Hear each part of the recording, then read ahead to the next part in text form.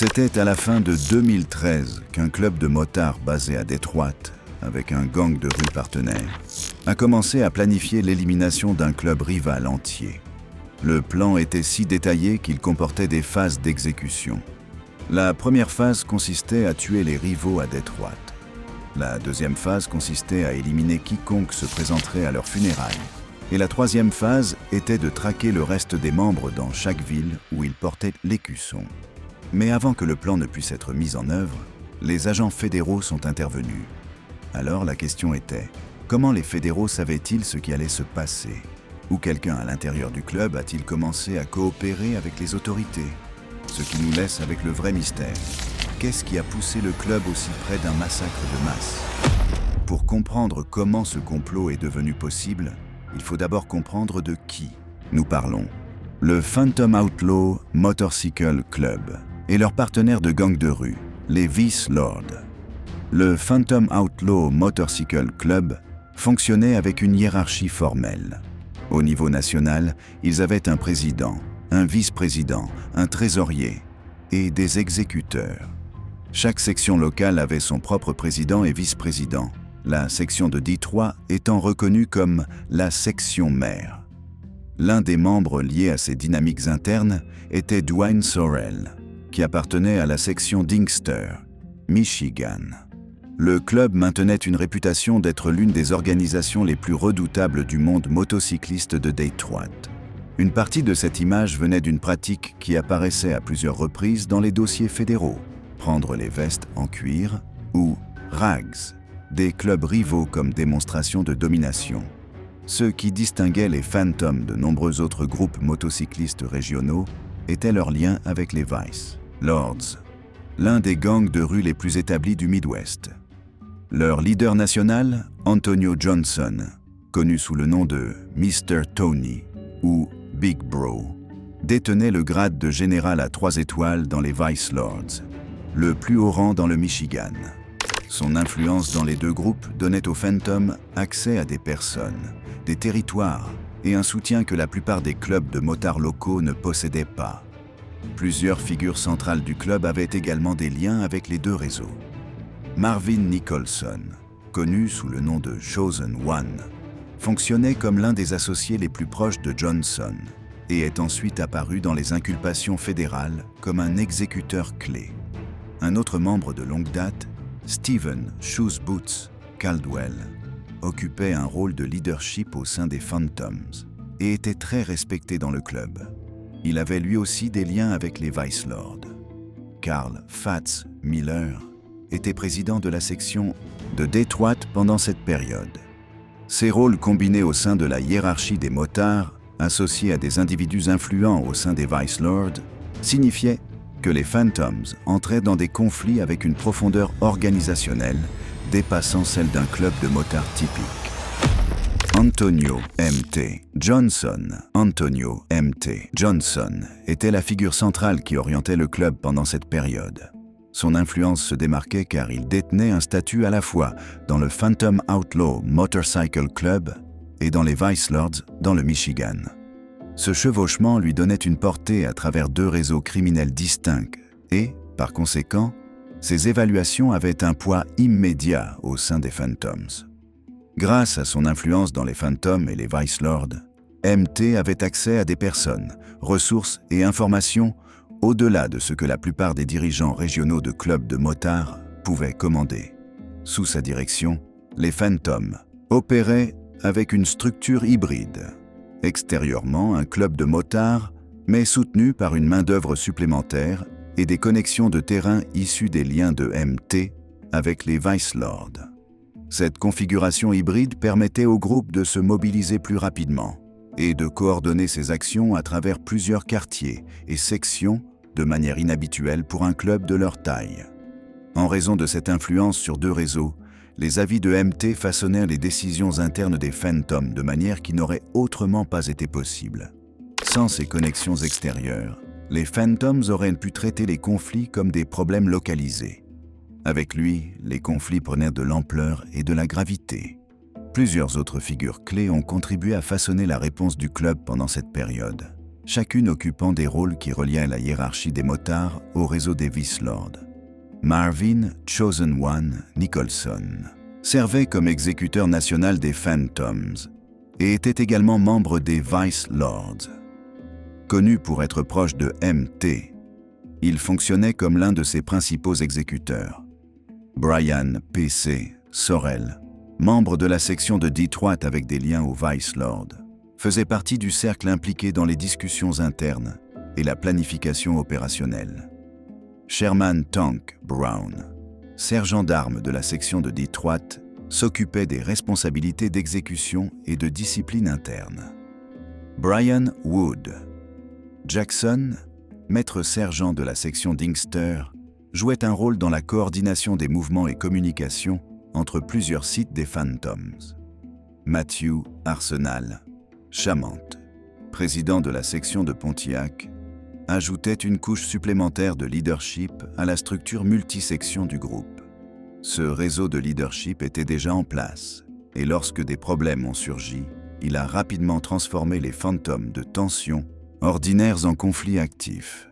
L'étincelle initiale ne venait pas d'une attaque majeure ou d'une fusillade fatale. Elle a commencé par quelque chose de bien plus courant dans la culture des clubs hors la loi. Le vol de veste. Dans les clubs de motards, la veste d'un membre, souvent appelé rag, est plus qu'un morceau de cuir. C'est l'identité, le rang et la loyauté réunis en un seul symbole. Prendre le rag d'un autre club est un défi direct, une façon d'affirmer sa domination sans tirer un coup de feu. Pendant des années, les Phantoms ont utilisé cette tactique contre des groupes rivaux, et à la fin de 2013, l'une de ces confrontations a dégénéré bien au-delà de ce que l'on attendait. En septembre 2013, cette pratique a joué un rôle dans l'escalade des tensions autour des Phantoms. Pendant cette période, un groupe de Phantoms comprenant Brian P.C. Sorrell, Carl Fats Miller, le président de la section de Detroit Valdez, et un prospect du club sont partis affronter les membres du Satan's Sidekicks Motorcycle Club. Leur objectif était de s'emparer des vestes des Sidekicks, un geste conforme à la manière dont les Phantoms affirmaient souvent leur présence dans le paysage motocycliste local. Le groupe s'est rendu au clubhouse des Soul Devils, où ils croyaient rencontrer des membres des Sidekicks. Plusieurs hommes, dont Sorrell, étaient armés, une précaution typique pour une mission de ce type.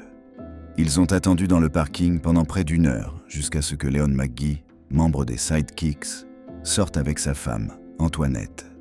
Sorrell a identifié McGee comme cible, et Valdez s'est approché de lui alors qu'il ouvrait la portière passager pour Antoinette. Valdez a donné le premier coup de poing, qui a eu peu d'effet. Sorrell est intervenu pour aider, mais McGee l'a frappé plusieurs fois, le faisant tomber. La situation a rapidement dégénéré.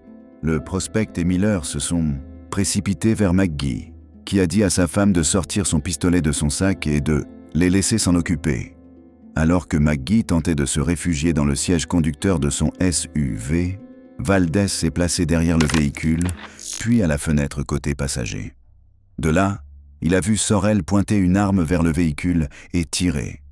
McGee a été touché. Valdez a tiré un seul coup en l'air, mais son arme s'est enrayée avant qu'il puisse tirer à nouveau. À ce moment-là, la scène s'était transformée en confusion et les hommes ont pris la fuite. Lors de la confrontation, Sorrell a été poignardé et abattu, et McGee a également été touché. La violence a immédiatement attiré l'attention des forces de l'ordre.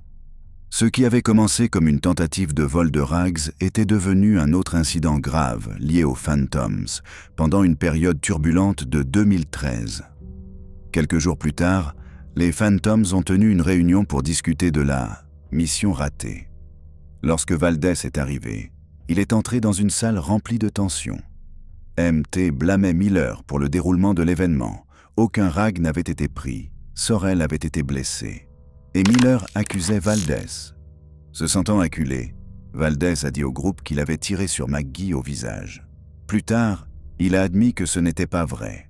Il a déclaré qu'il avait assumé la responsabilité sur le moment parce qu'il croyait que si ce n'était pas le cas, quelque chose allait lui arriver lors de cette réunion. Un autre incident. La fusillade liée au vol de Rag ne s'est pas produite isolément. Plus tôt au cours du même mois, un incident bien plus grave avait déjà poussé les Phantoms à l'escalade. Les membres des Phantoms, Steven Shoeboots Caldwell et André Heeman Swift, ont été attaqués lors d'une fusillade en voiture à Detroit. Caldwell est décédé plus tard de ses blessures, et au sein du club, on croyait largement que les Hell Lovers étaient responsables. Lorsque MT a identifié les Hell Lovers comme la source probable, directe ou indirecte, les Phantoms ont accepté cette conclusion sans débat. Son évaluation a défini la direction du conflit. Avec l'influence de MT, soutenue par des liens à la fois avec un club de motards et les Vice Lords, le groupe disposait désormais de la structure nécessaire pour coordonner une réponse bien plus organisée que ce que la plupart des clubs régionaux pouvaient gérer. Au moment où l'incident du vol de Rag s'est déroulé, les Phantoms opéraient déjà sous la conviction que plusieurs rivaux les pressaient. La mort de Caldwell et la confrontation violente autour des vestes volées ont renforcé le même message interne. Les tensions symboliques étaient en passées à un conflit réel et soutenu. C'était l'environnement dans lequel la prochaine étape de l'histoire a pris forme.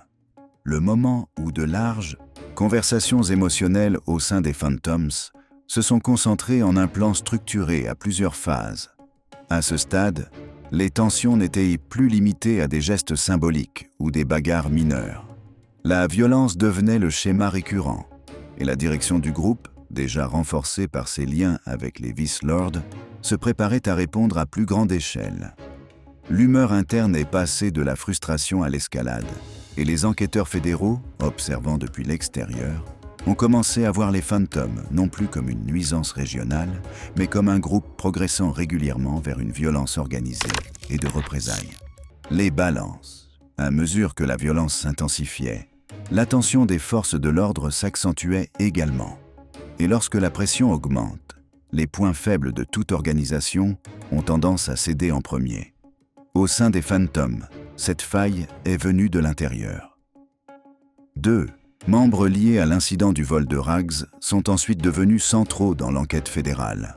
Les 2 hommes faisaient face à des risques juridiques importants et la coopération offrait une chance de réduire les peines potentielles, une option difficile à ignorer lorsque l'alternative est des décennies en prison fédérale. Roger June Valdez, qui était incarcéré lorsque l'affaire est passée en procès, a accepté de collaborer avec les autorités et a fourni un témoignage détaillé sur les opérations internes des Phantoms et les événements ayant conduit aux attaques planifiées.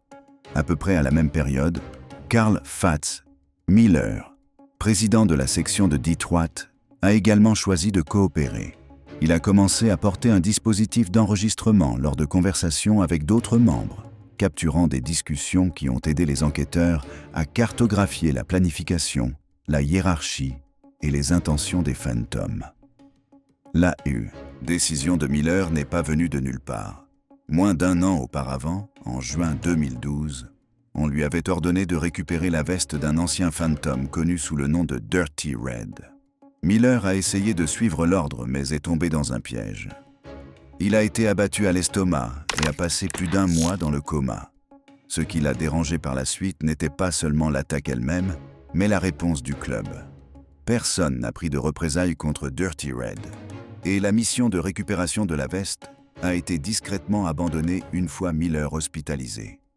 L'incident l'a amené à remettre en question sa position au sein du club et la loyauté qu'il croyait avoir gagnée. À la fin de 2013, avec les accusations fédérales se rapprochant et la possibilité de décennies de prison devenant réelle, Miller a vu un moyen de négocier une issue plus clémente. La coopération offrait une voie que le club ne pouvait pas fournir. Et une fois qu'il a accepté, les enregistrements qu'il a réalisés sont devenus un tournant majeur dans l'enquête. Leur coopération ne s'est pas produite au même moment, ni pour les mêmes raisons. Mais ensemble, leurs informations ont offert aux agents fédéraux une vision beaucoup plus claire de la façon dont les Phantoms passaient d'une violence dispersée à un plan coordonné à plusieurs phases. Leurs enregistrements et déclarations formeraient plus tard une partie clé de la base du dossier du gouvernement et expliqueraient comment les enquêteurs ont pu intervenir avant que le complot plus large ne se déroule. À l'intérieur du clubhouse, les membres considéraient les événements récents comme une confirmation que la représaille était justifiée. Les discussions sont passées de la frustration face à des incidents dispersés à la planification d'une opération coordonnée. MT mettait l'accent sur la structure et le timing plutôt que sur la violence spontanée. Les membres ont commencé à surveiller discrètement les lieux liés au clubhouse des Hellovers, aux maisons, aux points de rencontre et aux zones où ils se rassemblaient régulièrement. Il ne s'agissait pas de visites de confrontation. Ce qui ressortait durant cette période n'était pas seulement la planification, mais le niveau de coordination derrière celle-ci. Les membres suivaient la structure interne déjà façonnée par son influence double au sein des Phantoms et des Vice Lords. Les instructions étaient données discrètement et directement, sans la mise en scène ou le drame souvent associé aux confrontations de clubs. Pendant ce temps, les autorités fédérales suivaient de près les développements. Les enquêteurs surveillaient les appels, examinaient les enregistrements, observaient les mouvements et reconstruisaient la séquence des décisions au fur et à mesure. Le témoin coopérant à l'intérieur du club ne fournissait pas de commentaires isolés. Il documentait l'ordre des événements, les discussions derrière les missions et la structure du plan. Cette combinaison d'intention et d'organisation indiquait aux agents que la menace se transformait en opération coordonnée. À ce moment-là, l'opération n'était plus spéculative. Elle devait commencer bientôt. La seule question était de savoir si le code du silence à l'intérieur du clubhouse tiendrait ou si les informations déjà en possession des fédéraux arriveraient à temps pour que les agents agissent. Le plan de massacre en 3 phases. Après le meurtre de 2013, les conversations au sein des Phantoms sont progressivement passées de discussions générales sur la représaille à un plan structuré de ce que le groupe considérait comme les étapes suivantes. Lorsque les enquêteurs ont ensuite reconstruit ces discussions, il était clair que les Phantoms ne considéraient pas un acte de violence isolé. Ils formaient un plan coordonné en 3 phases visant à démanteler entièrement le Hellovers Motorcycle Club. La phase 1 se concentrait sur le meurtre de plusieurs membres des Hellovers à Détroit. Les individus discutés n'étaient pas sélectionnés pour leur rang ou leur leadership. L'objectif était l'impact. Dans la culture des clubs de motards, un décès au sein d'une section conduit presque toujours à un enterrement. Et les enterrements rassemblent officiers, membres, prospects et associés de plusieurs localisations. La phase 1 était conçue pour déclencher ce rassemblement. La phase 2 se concentrait sur l'enterrement lui-même. Selon des conversations enregistrées obtenues plus tard par les enquêteurs, le plan était d'attaquer le clubhouse des Hellovers de Detroit pendant la foule présente à l'enterrement, profitant de l'affluence prévisible. L'intention était de frapper le club à son point le plus concentré et d'affaiblir significativement sa capacité à fonctionner. La phase 3 s'étendait au-delà de Detroit. Les preuves montrent que les Phantoms ont discuté d'envoyer des équipes dans d'autres villes où les Hellovers avaient des sections actives. L'objectif était de les empêcher de se regrouper ou d'organiser une réponse. Si cette phase avait été mise en œuvre, elle aurait étendu la violence à plusieurs juridictions, transformant le conflit d'un différend local en offensive multiville. Au sein des Phantoms, ces phases se reflétaient dans les rôles que les gens commençaient à discuter. Les missions de surveillance, les plans de transport et les équipes secondaires étaient mentionnées de manière cohérente avec chaque étape du plan. C'était le moment où la colère générale s'est transformée en action coordonnée. Une escalade que les agents fédéraux ont reconnue comme devant être arrêtée avant qu'elle ne commence. Ce que les Phantoms ne savaient pas, c'était qu'un des hommes impliqués dans ces conversations coopérait déjà avec les autorités. Ces enregistrements ont fourni aux enquêteurs une chronologie claire et une compréhension détaillée de la structure du plan. Ces informations sont devenues un facteur critique dans la décision du gouvernement d'intervenir avant que toute phase ne soit exécutée. Les plans ont continué à avancer jusqu'à ce qu'un acte de violence sans lien force les agents fédéraux à accélérer leur réponse. La fusillade a confirmé ce que les enquêteurs avaient déjà entendu sur bande. Les Phantoms ne parlaient pas seulement de violence, ils se préparaient à la déclencher. À ce moment-là, les autorités fédérales n'avaient plus la possibilité d'attendre plus d'informations. La fenêtre était étroite, et les individus préparant la phase 1 avaient maintenant montré qu'ils étaient prêts à agir plus tôt que prévu. La fusillade a fait passer l'enquête de l'observation à la prévention. L'objectif n'était plus de documenter un complot, mais d'empêcher un meurtre avant qu'il ne se produise. Ce changement a transformé l'enquête en une course contre la montre. Les Phantoms ne se contentaient plus de planifier. Ils se préparaient, et ce qui allait suivre le montrait clairement. Le traître. Au moment où les Phantoms se préparaient, les agents fédéraux avaient déjà un aperçu de leurs conversations internes. Carl Fats Miller, dont la coopération avait commencé plus tôt, était toujours dans la pièce, écoutant, posant des questions et enregistrant discrètement les discussions les plus importantes. À mesure que les préparatifs à l'intérieur du clubhouse devenaient plus organisés, les enregistrements de Miller captaient les détails dont les enquêteurs avaient besoin. Qui était impliqué? Quels rôles étaient attribués? Et comment les membres prévoyaient le déroulement de la première phase? Ces conversations confirmaient que le club ne parlait pas de représailles à la légère. Il décrivait les étapes destinées à être exécutées. Au sein des Phantoms, rien concernant la présence de Miller ne semblait inhabituel. Il était président d'une section, quelqu'un de respecté et un participant familier aux réunions. Personne ne le questionnait, qu'il assiste aux séances de planification ou qu'il donne son avis sur la logistique. La confiance dans un club de motards se construit avec le temps et la proximité, et Miller avait les deux. Pour les enquêteurs, sa coopération faisait la différence entre surveiller une menace et comprendre sa structure. Sans les informations qu'il fournissait, les agents fédéraux auraient opéré avec seulement des fragments. Incidents dispersés, rumeurs et motifs. Avec Miller, ils avaient la clarté, et cette clarté rendait une chose indéniable. Les Phantoms se dirigeaient vers l'action, pas seulement vers la discussion.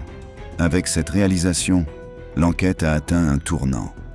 L'étape suivante n'était plus l'observation, c'était une intervention. Le raid. Le 12 décembre 2013 a commencé comme n'importe quel autre matin d'hiver à Détroit.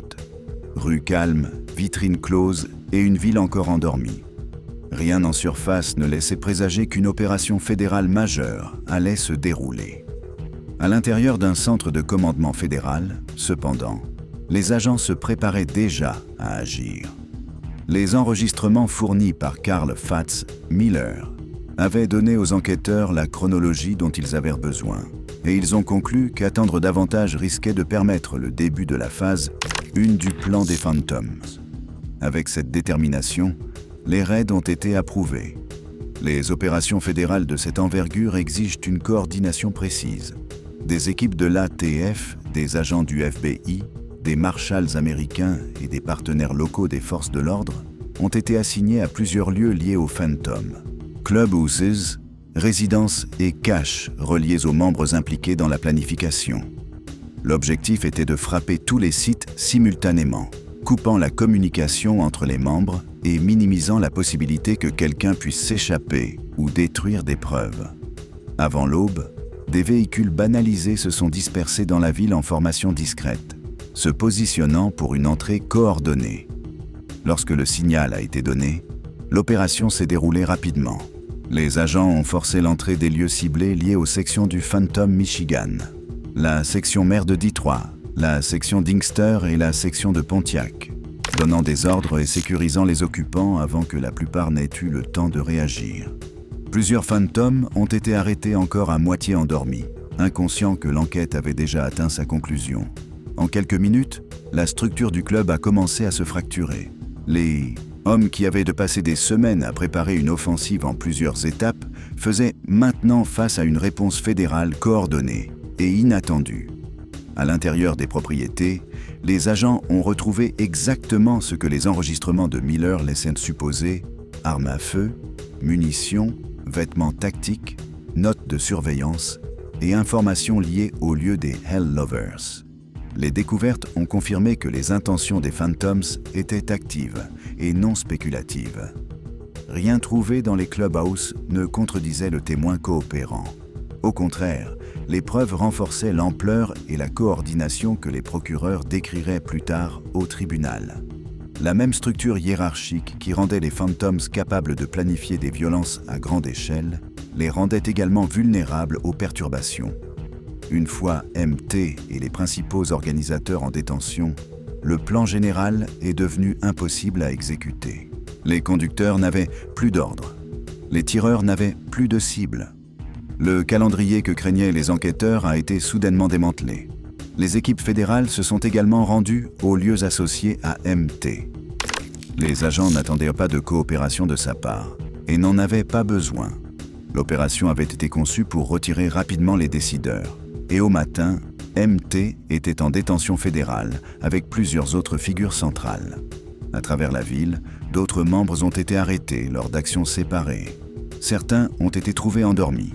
D'autres ont tenté de comprendre la rapidité et la précision des raids, alors que des armes, documents et équipements étaient saisis autour d'eux.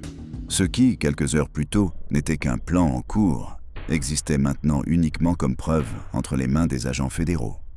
Ce matin-là, Détroit ne s'est pas réveillé face aux conséquences d'un massacre de gangs de motards, mais face à la nouvelle d'une opération fédérale d'envergure. Et la raison était simple. Les enquêteurs connaissaient le timing parce que quelqu'un à l'intérieur des Phantoms avait choisi de briser le code du silence. Cette décision a stoppé le plan avant qu'il ne commence, et les conséquences dans les tribunaux et dans la culture des motards allaient suivre. Le procès. Une fois les arrestations effectuées, l'affaire est passée des rues de Détroit à la salle d'audience fédérale, où des mois de travail d'enquête ont été détaillés. Les procureurs ont abordé le procès avec un objectif clair: démontrer que des membres et dirigeants du Phantom Outlaw Motorcycle Club et des individus liés au Vice Lord avaient conspiré pour mener des actes violents de représailles, y compris un plan structuré en 3 phases visant à tuer des membres du Hell Lovers Motorcycle Club. Un pilier majeur de l'affaire était le témoin coopérant. Ces enregistrements et témoignages ont offert au procureur une vision interne des réunions, séances de planification et conversations internes qui seraient autrement restées cachées. Les jurés ont entendu les prévenus, de leurs propres mots, discuter des rôles, de la surveillance et des intentions.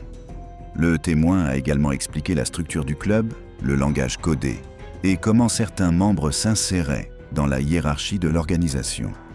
Ce témoignage était étayé par des preuves matérielles saisies lors des raids: armes à feu, munitions, équipements tactiques, masques, notes de surveillance et documents liés au lieu des Hell Lovers. Selon le Department of Justice, ces éléments correspondaient directement à la planification décrite dans les enregistrements. Les procureurs ont soutenu que la combinaison de l'intention, de la préparation et de la capacité constituait le cœur de la conspiration de racket. Le procès a également mis en évidence pourquoi les Phantoms étaient plus difficiles à catégoriser que des clubs régionaux typiques. Des prévenus clés, dont Antonio MT, Johnson et Marvin Chosen One Nicholson, occupaient des postes de direction à la fois chez les Phantoms et chez les Vice Lords. Les procureurs ont fait valoir que ce chevauchement créait une organisation capable d'agir avec plus de coordination et de main-d'œuvre qu'un club de motards traditionnel, ce qui expliquait en partie l'ampleur du plan en 3 phases. Plusieurs prévenus ont été jugés ensemble sous des accusations de conspiration RICO. En mars 2015, un jury fédéral a reconnu 6 dirigeants et membres des Phantoms et des Vice Lords coupables de crimes liés au racket, y compris la conspiration en vue de commettre des meurtres dans le cadre du racket. Plusieurs autres ont été condamnés dans des procédures connexes avant et après le procès principal, avec des peines allant de plusieurs années à plusieurs décennies. L'un des résultats les plus significatifs concernait Marvin Nicholson, le National Enforcer, qui a reçu une peine fédérale de 40 ans. Les procureurs ont souligné que Nicholson avait tiré sur des agents de l'ATF lors de l'exécution d'un mandat de perquisition, une action documentée par les enquêteurs du FBI et du DOJ. Antonio MT Johnson, identifié comme président national des Phantoms et général 3 étoiles au sein des Vice Lords, a été condamné plus tard à 35 ans de prison fédérale. La chronologie des condamnations a commencé en décembre 2014, lorsque la première vague de membres des Phantoms a plaidé coupable ou a été reconnu coupable d'accusations liées au racket. Au cours de cette phase, Brandon Page a été reconnu coupable de conspiration en vue de commettre un meurtre dans le cadre du racket et a reçu une peine de 90 mois. Roger Valdez, qui a ensuite témoigné pour le gouvernement, a été reconnu coupable d'agression avec une arme dangereuse dans le cadre du racket et d'une infraction liée aux armes à feu, entraînant une peine de 49 mois. Reinhard Brown, Vicente Phillips et Maurice Williams ont chacun été condamnés pour conspiration de racket, tandis que Charles Davis a été acquitté de toutes les charges. Les résultats les plus significatifs sont survenus le 16 mars 2015, lorsque le jury fédéral a rendu des verdicts RICO importants contre 6 dirigeants clés du Phantom Outlaw, Motorcycle Club et des Vice Lords. Antonio Mr. Tony Johnson, également connu sous le nom de MT ou Big Bro, a été reconnu coupable de conspiration RICO, de conspiration en vue de commettre un meurtre dans le cadre du racket et de plusieurs infractions liées aux armes. Marvin Chosen One Nicholson, le National Enforcer, a été reconnu coupable de charges similaires de racket et de conspiration de meurtre, ainsi que d'agression contre des officiers fédéraux lors de l'exécution d'un mandat de perquisition. Brian P.C. Sorrell a été reconnu coupable de conspiration RICO, de conspiration de meurtre et d'infractions liées aux armes. Sherman Tank Brown, le sergent at arms de la section de Detroit, a été reconnu coupable de conspiration en vue de commettre un meurtre dans le cadre du racket. Brian Wood Jackson de la section d'Inkster a également été reconnu coupable de conspiration de meurtre. En revanche, Matthew Arsenal Chamant, président de la section de Pontiac, a été reconnu coupable de conspiration RICO et de possession d'un fusil à canon court non enregistré. D'autres condamnations ont suivi le 27 mai 2015, lorsque Christopher Murder Odom a été reconnu coupable de conspiration en vue de commettre un meurtre dans le cadre du racket, et William Daytona Frazier de la section de Pontiac a été reconnu coupable de 2 chefs d'accusation d'agression, avec une arme dangereuse et d'une infraction liée aux armes à feu. Les peines ont été prononcées au cours des mois suivants. Le 11 août 2015, Marvin Nicholson a reçu une peine fédérale de 40 ans. Moins d'un mois plus tard, le 8 septembre 2015, Antonio Johnson, l'homme dont les décisions avaient dit pousser le club vers le plan en 3 phases, a été condamné à 35 ans de prison. Tout au long du procès, les procureurs ont insisté sur le fait que l'affaire reposait non sur des rumeurs, mais sur des preuves directes. Conversations enregistrées, armes saisies, notes de surveillance et témoignages de témoins coopérants correspondant aux éléments matériels récupérés lors des raids. Pour le jury, le procès n'a pas introduit de révélations inattendues. Il a confirmé ce que les enquêteurs savaient déjà. Les Phantoms avaient construit un plan coordonné en plusieurs étapes capable de provoquer des pertes massives. Le raid a arrêté l'attaque avant qu'elle ne commence, et la salle d'audience a déterminé les conséquences. Au final, la question n'a jamais été de savoir si les Phantoms auraient pu exécuter le plan. Il s'agissait de savoir à quel point ils en étaient les proches avant l'intervention des agents fédéraux. Une fois les verdicts rendus, l'affaire est passée d'une quasi-catastrophe à un chapitre clos. Le plan, en 3 phases, n'a jamais atteint les rues. Les enterrements n'ont jamais eu lieu. Et les attaques multivilles que craignaient les agents fédéraux sont restées des projets sur papier et non des scènes de violence. Au tribunal, les enregistrements, les armes saisies et les témoignages des témoins coopérants ont confirmé ce que les enquêteurs savaient déjà. Les Phantoms étaient même plus proches de lancer une attaque coordonnée que quiconque extérieur à l'enquête ne l'avait jamais imaginé. L'effondrement n'est survenu qu'après la rupture du code du silence.